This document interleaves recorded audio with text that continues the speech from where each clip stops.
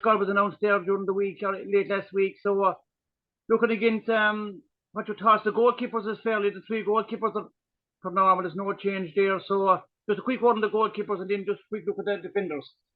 Yeah. Three goalkeepers again: Bazunu, Kelleher, and Travers. I have my I'm not mean to be starting on a downer, but I have my doubts on Bazunu lately. I felt the goal he gave, the goal we conceded against France, the Pavard goal. I felt he could have done a little bit better. I don't think it was right in the corner, Paul, to be quite honest.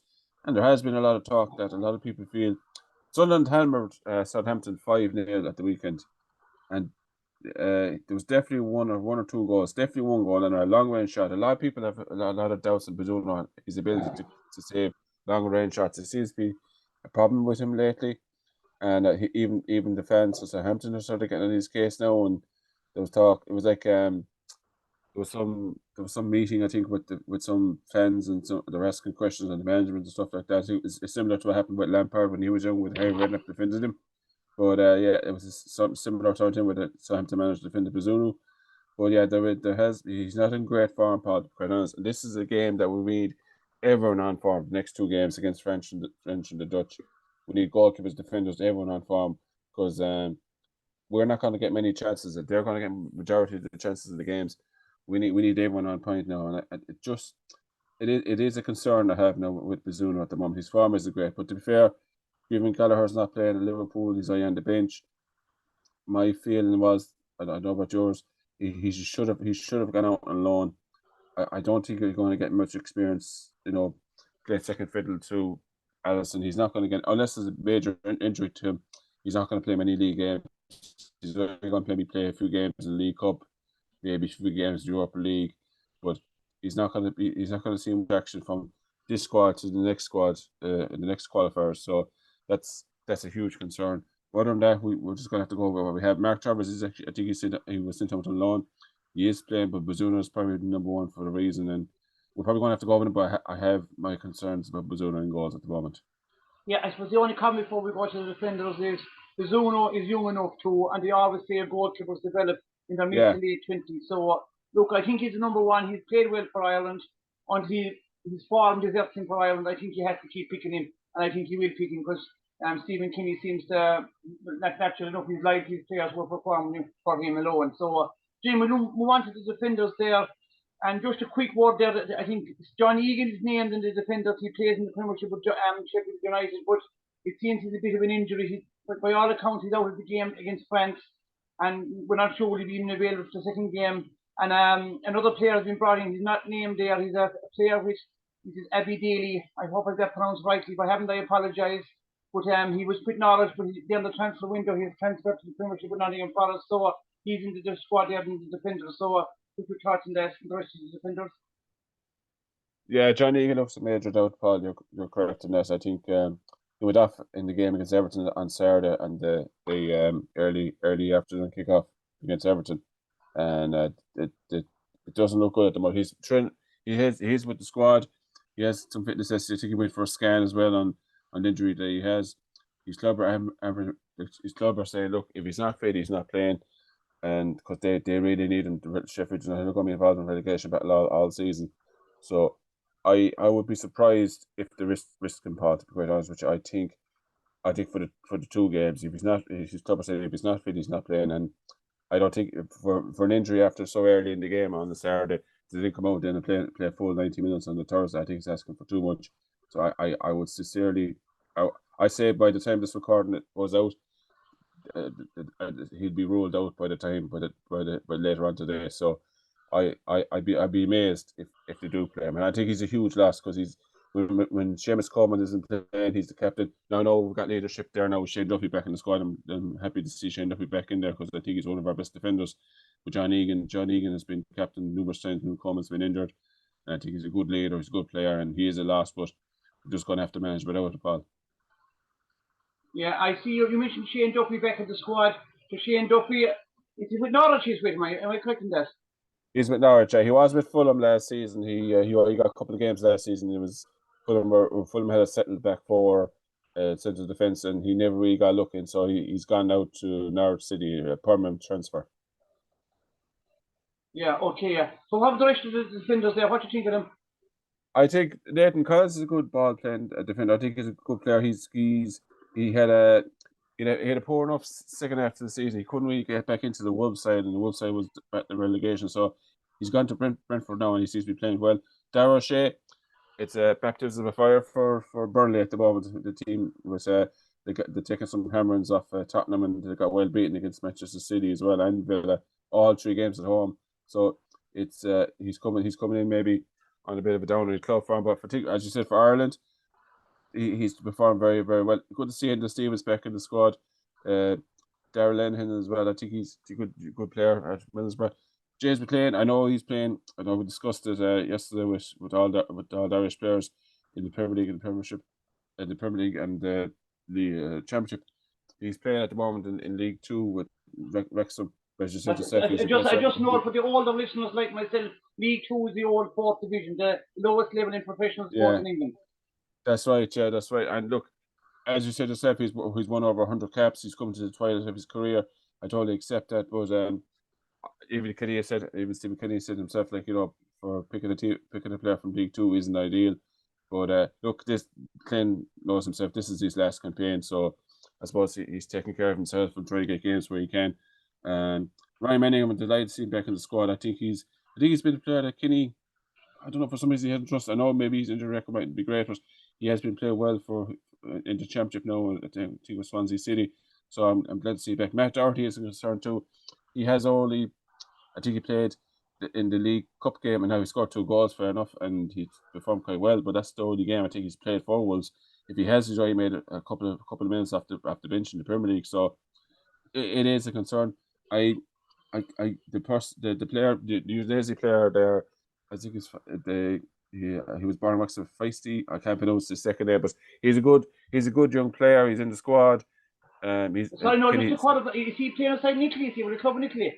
That's right, Udinese, yeah. Udinese, he was playing with Derby County when Wayne Rooney was manager, and Derby got into financial trouble and they eventually sold him. But he's playing out in Udinese now. He's already made a couple of appearances. He's trying to get this season. He's trying to get into the team now. He's playing quite well for a young man at his age, and fair play to him for an Irish player to go to GCD. I find that sometimes players with the money in the Premier League now in the Championship, we discussed yesterday, some players are going to have to try and play out in Italy or Spain, or maybe the lower teams in Spain and Italy to get experience and to get game time, and then when they've developed, maybe some English clubs might buy him back. But I think he's a good young player, and hopefully he'll do quite well for us. Yeah. Now we look at the midfield now. Again, our old friend Henrik is there again, but I suppose Stephen Kinney, in fairness, he's backing up against the wall, so he's going to go back, and you can understand this. He's going to go back to what we call his tried and trusted, the ones he believes in and trusts in. So, and you have Josh Cullen there as well, Smallbone. So both of them are playing the Premiership under Josh Cullen and Smallbone. Am I correct in that? Josh Cullen is with Burnley, Smallbourne's with Southampton in the Championship. Oh, sorry, I apologize. I thought he was right. Okay. The only player that's been in the Premier League is actually Josh Cullen. Jason Malumbi is a good player, tenacious. He's trouble with Malumbi. He's obviously very prone to get a yellow card. I think he's a bit too precious sometimes on the pitch. Jeff Hendrick, he's Sheffield Wednesday now at the moment. I'm not having to go at Jeff Hendrick, but I do feel that he hasn't really impressed me, and impressed a lot of Irish fans with his, like. I just happened to be on Twitter the day that the squad was announced and Jeff Hendrick was trending. Is that for a good reason? So a lot of people are sort of frustrated that he still gets into the squad. But to be fair to Stephen Kinney, I don't see many other midfield players there's no notable absentee in the squad. Alan Brown's at Preston, I think first I believe Jamie McGrath's playing in Scotland, I think Aberdeen. Jason Knight was playing with up until League One in May. But he's gone to Bristol City now in the Championship, so he's actually player of the month. So he's actually a good young player. This is the area that we're crying out for a creative midfield player. I think Smallbone seems to have something about him. I feel a good sort of technical player. Now he's not by no means the finished article. He's a young player, but he in my view would be probably the most technically out of the whole lot of that midfield, like passing and movement. I think he's a good young player, and I think he's only going to improve. But we desperately need a more creative midfield players. It's been something that's been brought down from Brian Kerr's time or Steve Staunton's time, even Trapattoni's time. Whereas one of them was probably the only one that we that we had, but a lot of people didn't trust him because, I think with Irish managers in the past, and don't forget, sorry, no, don't forget Andy Reid for Nottingham Forest, and of course he was dropped because he was playing the guitar. Remember that one? Yeah. And he was a man that could pass the ball too. Like, and now obviously with Ireland now we were not trying to build him up too much, but he was probably one of our most creative midfielders during Trapattoni's time, and unfortunately Trapattoni, I just said the famous guitar, there was no trust in the midfield. But I always found with managers that they were always cautious in midfield, particularly when Trapattoni was at Glenn Whelan and Keith Andrews. People used to call them, they had two statues in midfield. They were passing sideways, backwards. There was never really penetrating passes going out from midfield, but that's something that we've had for numerous years. I know, sorry, no, cutting across. It reminds me in England with the great Matthew Letizia, who played his entire career with Southampton. He was an outstanding player. I mean, he could, as the old say, Noel, he could make the ball talk for you. Yet he got only a handful of English caps, and you were players who were basically workhorses, I would call them, got far more caps than him, because the same problem with England. The English managers didn't trust Letizia, even though to me he was just one of these outstanding players. You know, the same problem. That's just right, and I think what's happening now with a lot of teams, particularly from Pep Guardiola's Barcelona and stuff like that. There's a lot of copycats now about playing out from the back, and now most people now aren't playing any long ball anymore. We're trying to build up, and I think it's right, because I think we played long ball. We were one of the last international teams, I find, to change it up a little bit, to actually, like, I remember Trapattoni's time, was long ball up to Johnny Waters, bring a few flick on. So there's nothing wrong with that, but you can't keep doing it all the time, because eventually teams will just fall back. Teams will just go a little bit deeper, and we wouldn't have enough support up there for the big men like John Waters. I've seen John Waters, Kevin Doyle numerous times win a few headers, but there'd be no support up there because we'd be too cautious in our approach. So we need to mix it up a little bit. I find with Kenny as well. I think Kenny maybe is too positive. We seem to try and play out from the back, but we're not able to do it. Yeah. And midfield comes into that as well. Yeah. So no, just look at the forwards then before we just look forward to the French game. The 5 forwards named, obviously Ferguson stands out like straight away, but the big name, the name that catches my eye there is Aaron Connolly, seems to be back in form again with Hull City, I believe.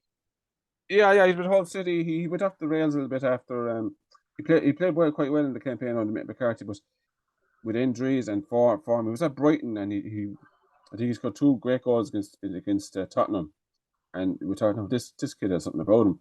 But unfortunately, it just didn't happen for him. It just form and injuries and everything went to it, and eventually left Brighton.